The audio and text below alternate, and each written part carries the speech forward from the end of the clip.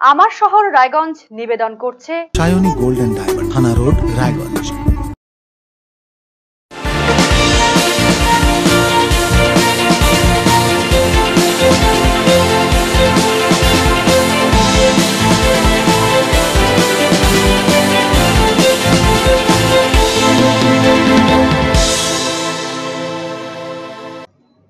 নমস্কার, দেখছেন আরসিটিভি সংবাদ আমার শহর রায়গঞ্জ নিয়ে আপনাদের সাথে আমি হিমাংশু।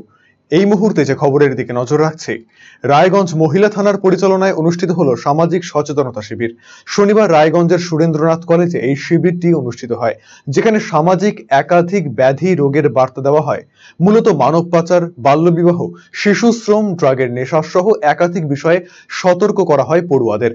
শিবিরে উপস্থিত ছিলেন ইটাহারের এসডিপিও রাজীব কুমার, ডিএসপি দিনকিশোর সারথী, রায়গঞ্জ থানার আইসি বিশ্বাস রায় সরকার, কলেজের অধ্যক্ষ ডক্টর চন্দন রায় সহ অন্যান্যরা।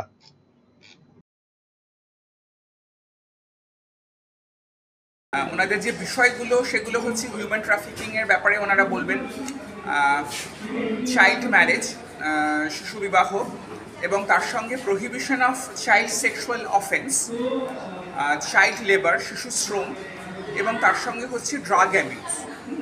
এই বিষয়গুলো নিয়েই ওনারা আর কি এদের যে প্রভাব এবং তার প্রতিকার কি আছে এবং কাউন্সেলিং কিভাবে করা যায়, রিহ্যাবিলিটেশন কিভাবে করা যায়, এই পুরো বিষয়টা নিয়েই ওনাদের আজকের আর কি সচেতনতা শিবিরের আয়োজনের জন্য ওনারা আবেদন করেন এবং আমরা সঙ্গে সঙ্গে সাড়া দিই। খুব অল্প সময়ের মধ্যে জিনিসটা সংগঠিত করতে হয়েছে।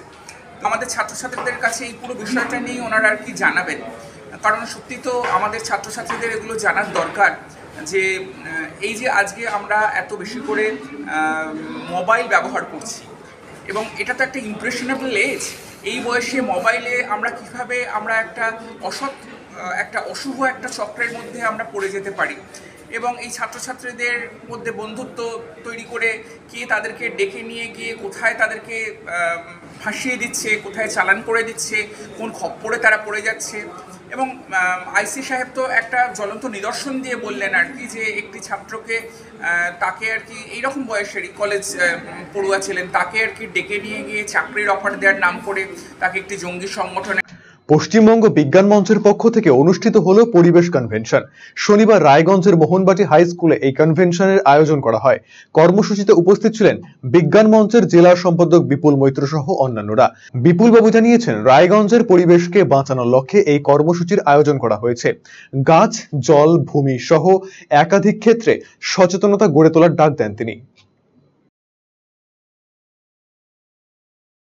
আজকে আমরা পরিবেশ নিয়ে একটা কনভেনশন করছি। আমরা জানি যে আমাদের পরিবেশ, বিশ্বের কথা আমরা আলোচনা করি, রাজ্যের কথা আলোচনা করি, কিন্তু যে পরিবেশে আমরা বাস করি অর্থাৎ রায়গঞ্জের পরিবেশটাই যদি ধরি, সেই পরিবেশটা দিনকে দিন নষ্ট হয়ে যাচ্ছে। সেই জলের দিক থেকে বলতে পারি, মাটির দিক থেকে বলতে পারি, গাছের দিক থেকে বলতে পারি।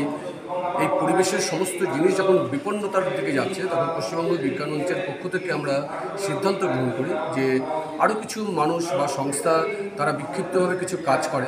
পশ্চিমবঙ্গ বিজ্ঞান মঞ্চ যেমন রাজ্যগতভাবে ধারাবাহিক একটা কাজ করে থাকে, কিন্তু যদি রায়গঞ্জের ক্ষেত্রে আমরা একটা দিক দেখাতে পারি যে যারা একটু ভাবে পরিবেশ নিয়ে, তাদের সকলকে নিয়ে যদি আমরা একটা কনভেনশন করি, সেই কনভেনশনের মধ্য দিয়ে যদি একটা কোর কমিটি গঠন করে কিছু কর্মসূচি যদি একত্রিতভাবে করা যায়, তাহলে যে কাজটাতে একটা সংস্থা প্রশাসনকে নড়াতে পারছে না, সেখানে যখন সমষ্টিগতভাবে আমরা একটা চাপ তৈরি করবো যে না, আমাদের বাঁচার জন্য, আমাদের ভবিষ্যৎ প্রজন্মের বাঁচার জন্য আমাদের রায়গঞ্জের পরিবেশকে রক্ষা করতে হবে, তাহলে প্রশাসন নড়ে চড়ে বসবে। আর মাত্র কদিন বাদেই পবিত্র রথযাত্রা উৎসব। জগন্নাথ, বলরাম এবং সুভদ্রার মাসির বাড়ি যাওয়ার পালা। সেই উৎসবকে সামনে রেখে শনিবার রায়গঞ্জের বন্দর গোবিন্দ মন্দিরে অনুষ্ঠিত হলো পবিত্র স্নানযাত্রা অনুষ্ঠান। মন্দির কমিটির প্রতিনিধি সুদাম চক্রবর্তী জানিয়েছেন, প্রতি বছরই এই স্নানযাত্রা অনুষ্ঠিত হয়। স্নানযাত্রার পর 15 দিন ঘর বন্ধ থাকবে, তারপর হবে রথযাত্রা অনুষ্ঠান।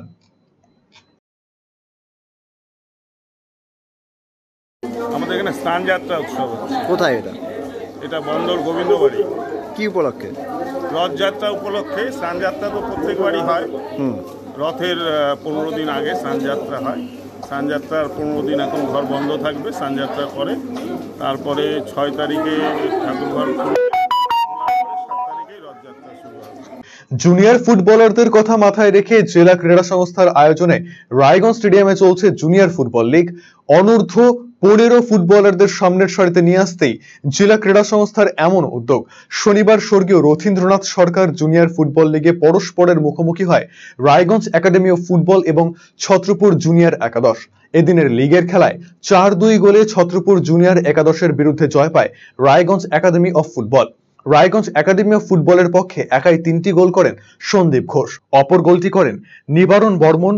অন্যদিকে ছত্রপুর জুনিয়র একাদশের পক্ষে 2টি গোল করেন সায়ন ঘোষ এবং শিবায় বর্মন। 4টি জুনিয়র ফুটবল দলকে নিয়ে লিগ ফরম্যাটে চলবে এই ফুটবল প্রতিযোগিতা। লিগ টেবিলে পয়েন্ট শীর্ষে থাকা দল চ্যাম্পিয়নের শিরোপা অর্জন করবে। এদিনের খেলায় ম্যান অফ দ্য ম্যাচের শিরোপা পান রায়গঞ্জ একাডেমি অফ ফুটবল দলের ফুটবলার সন্দীপ ঘোষ। আমার শহর রায়গঞ্জ এখনকার মতো এ পর্যন্তই। পরবর্তী খবরের জন্য চোখ রাখুন শুধুমাত্র আরসিটিভি সংবাদে। নমস্কার।